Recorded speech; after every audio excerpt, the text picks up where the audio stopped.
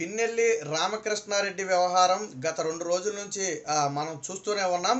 తాజాగా ప్రస్తుతానికి దొడ్డిదారిన హైకోర్టును ఆశ్రయించి మొత్తానికి జూన్ 6 వరకు అయితే చర్యలు తీసుకోకుండా స్టే తెచ్చుకునే ప్రయత్నం చేశాడు.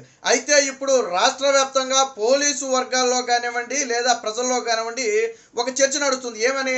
అసలు పిన్నెల్లి రామకృష్ణారెడ్డి ఎలా తప్పించుకున్నాడు? చిన్న తప్పు చేస్తేనే పోలీసులు ఇళ్ల మీద దాడి చేసి వెంటనే పట్టుకెళ్ళిపోతున్నారు కదా. మరి ఘటన జరిగిన దాదాపు 4-5 రోజుల పాటు తప్పించుకుని ఎలా తిరిగాడు? హైదరాబాద్కి వరంగల్కి అలాగా ఇతర ప్రాంతాలకి ఎలా తిరిగాడు? అసలు రాష్ట్రం వదిలి చెక్ పోస్టులన్నీ దాటి ఎలా తప్పించుకున్నాడు? ఆయన ఏమి మామూలు సాధారణ వ్యక్తి ఏం కాదు కదా, ఎమ్మెల్యే కాబట్టి ఖచ్చితంగా తప్పించుకుంటే తెలుస్తుంది. మరి ఎలా తప్పించుకున్నాడు అనేది ఇప్పుడు ప్రధాన చర్చ. అయితే ఇప్పుడు పిన్నెల్లి రామకృష్ణారెడ్డి తప్పించుకోవటంలో ఒక పత్రికకు చెందినటువంటి మీడియా వెహికల్లోనే తప్పించుకున్నాడు. అది కూడా జగన్మోహన్ రెడ్డికి చెందినటువంటి పత్రికే తప్పించింది అనేది ప్రధాన ఆరోపణ. అయితే ఇక్కడ స్థానిక పోలీసుల సహకారంతో పాటు ఒక ఐఏఎస్ సహకారం, ఒక ఐపీఎస్ సహకారం ఉందని చెప్పి ఆ పోలీసు వర్గాల్లోనే బలంగా వినిపిస్తుంది.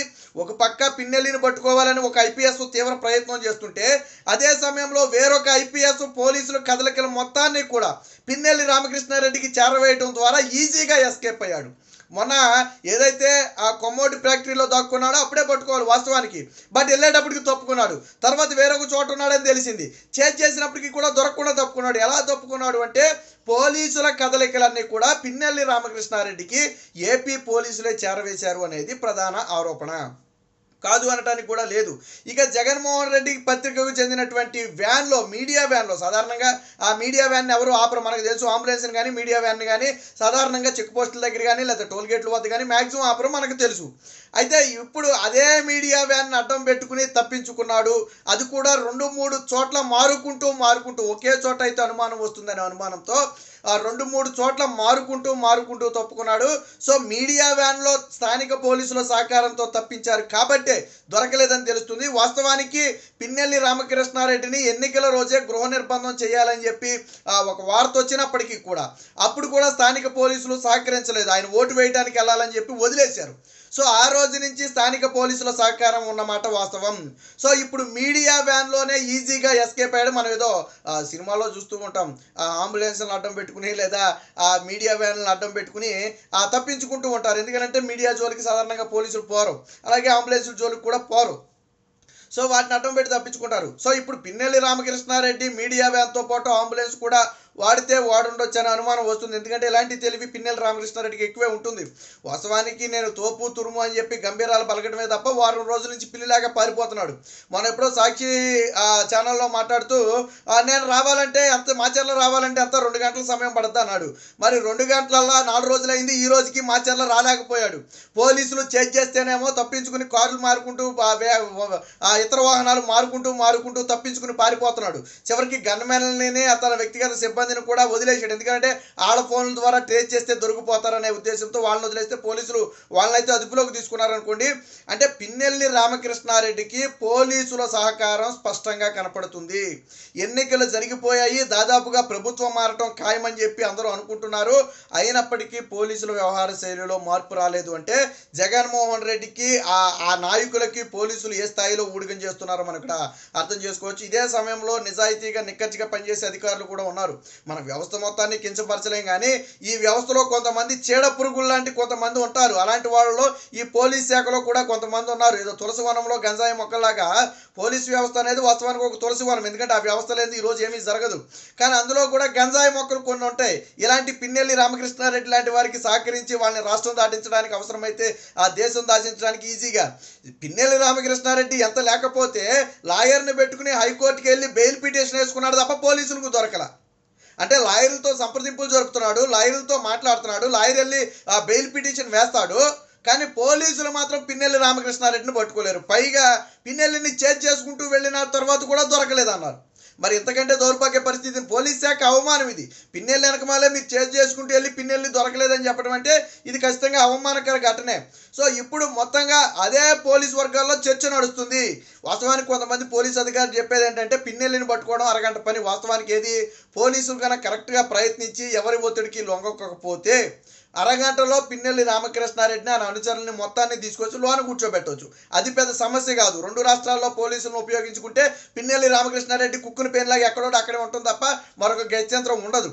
కానీ మన పోలీసు వ్యవస్థలోనే కొంతమంది ఐపీఎస్ స్థాయి అధికారులు, ఆ డీజీ స్థాయి అధికారుల్లో కొంతమంది పిన్నెల్లి రామకృష్ణారెడ్డిని కనీసం కోర్టుకి వెళ్ళి బెయిల్ పిటిషన్ వేసే వరకు కూడా అయినా సరే అరెస్టు కాకుండా తప్పించాలి అనే ఉద్దేశంతో రిక్వెస్ట్ చేయడంతో వీళ్ళు సహకరించారని తెలుస్తుంది.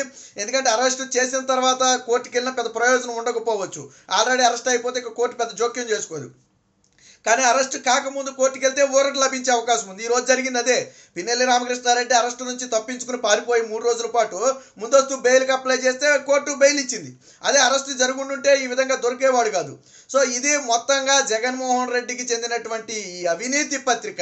రాసేది అసత్యాలు, చేసేది ఘోరాలు. ఆ రోజు పిన్నెల్లి రామకృష్ణారెడ్డి ఈవీఎంలు ధ్వంసం చేస్తే ఈ రోజుకి ఆ మొక్కన అసత్య పత్రికలో, అవినీతి పత్రికలో రాయలేదు. ఒకరోజు కూడా పిన్నెల్లి రామకృష్ణారెడ్డి చేసిన తప్పని రాయలేదు. టీడీపీ నేతలు రిగ్గింగ్ చేశారన్నారు. ఇంత దిక్కుమాలిన ఛానల్ నేనెక్కడా చూడాల. ఇప్పుడు పిన్నెల్లి రామకృష్ణారెడ్డి ఈవీఎం బద్దలు కొడితే రికార్డ్ అయిన సీసీ కెమెరాలో టీడీపీ నేతలు రిగ్గింగ్ చేస్తే రికార్డు కాదా?